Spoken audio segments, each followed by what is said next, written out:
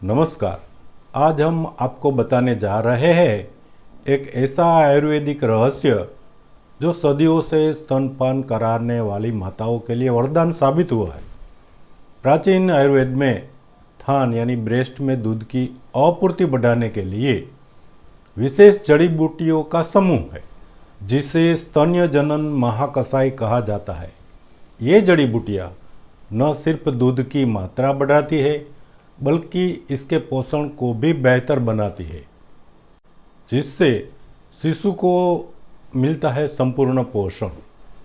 चरक संहिता में 500 औषधियों को 10-10 के 50 समूहों में विभाजित किया गया है। इन्हीं समूहों में से एक है स्तन्य जनन महाकषाय।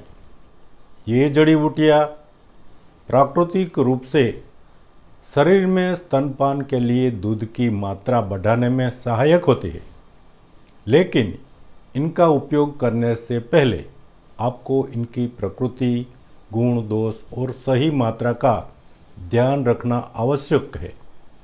आइए जाने इस जड़ी बूटियाँ में एक खस, इसे वीरण वाला कहते हैं। ये ठंडी प्रकृति का होता है और शीतलता प्रदान करता है और शरीर में शांति लाता है, जिससे दूध का प्रवाह बढ़ता है।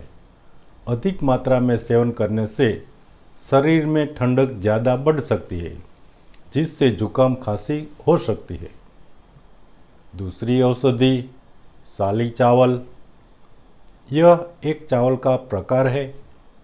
ये चावल बिना आग के भी ठंडे पानी में पक जाता है। यह अर्ध चिपचिपा शीतकालीन चावल है। यह चावल नरम होते हैं। इसकी प्रकृति गर्म गुण में और शरीर में ये ऊर्जा देता है और पाचन को मजबूत करता है। नई माताओं के लिए विशेष रूप से पोषक है। तीसरा साठी चावल। साठी चावल की फसल पकने में 60 दिन का वक्त लगता है। इसके दाने छोटे होते हैं। अन्य चावल की तुलना में पौष्टिकता कई गुना ज़्यादा होती है।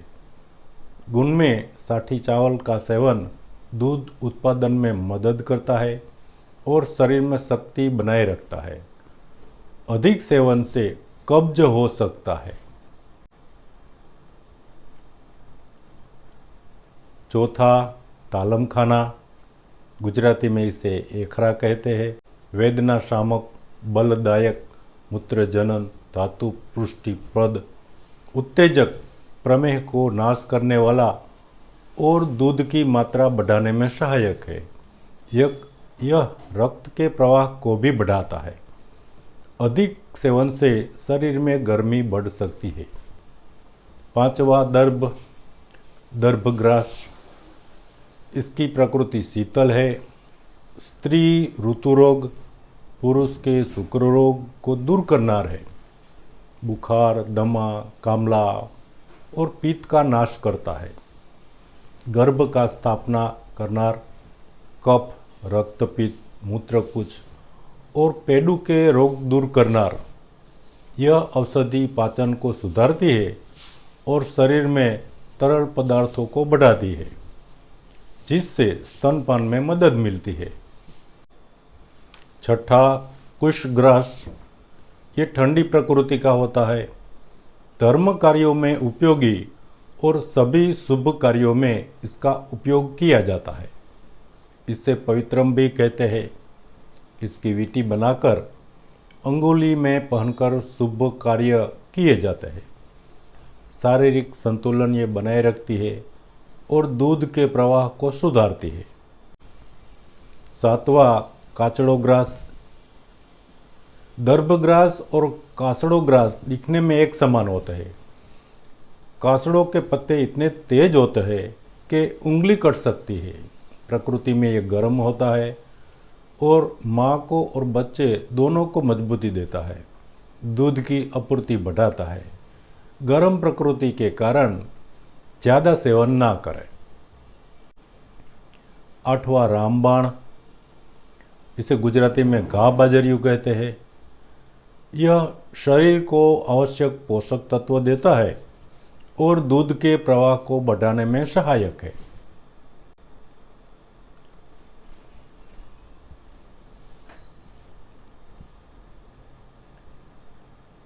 नौवा रामबबूल, गुजराती में इकड़ कहते हैं। यह गर्म प्रकृति का है और दूध बढ़ाने में प्रभावी। माँ के शरीर को ऊर्जा प्रदान करता है।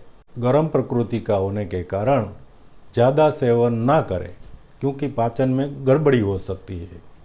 और आखिरी 10वां रोहिश घास, ये ठंडी प्रकृति का होता है। इसकी जड़ें दूध उत्पादन में सहायक होती है और माँ को आराम प्रदान करती है। इसका भी अधिक सेवन टालें।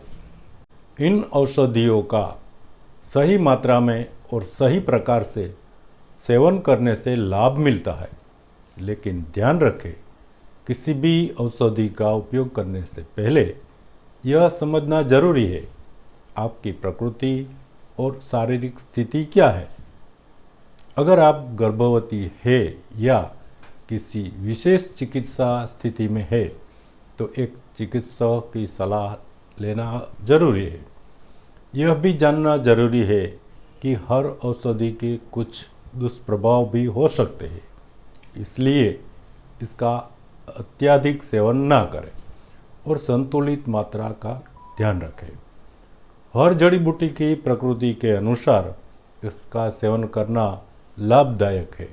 अगर आप या आपके परिवार में कोई स्तनपान करा रहा है और दूध की आपूर्ति को बढ़ाने की ज़रूरत महसूस करता है तो आप आयुर्वेद के इस 10 अनमोल खजाने का लाभ उठा सकते हैं।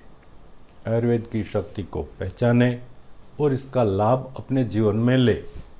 यदि आपको यह वीडियो पसंद आया हो तो लाइक करें, हमारी चैनल को सब्सक्राइब करें। धन्यवाद। स्वस्थ रहे, खुश रहे।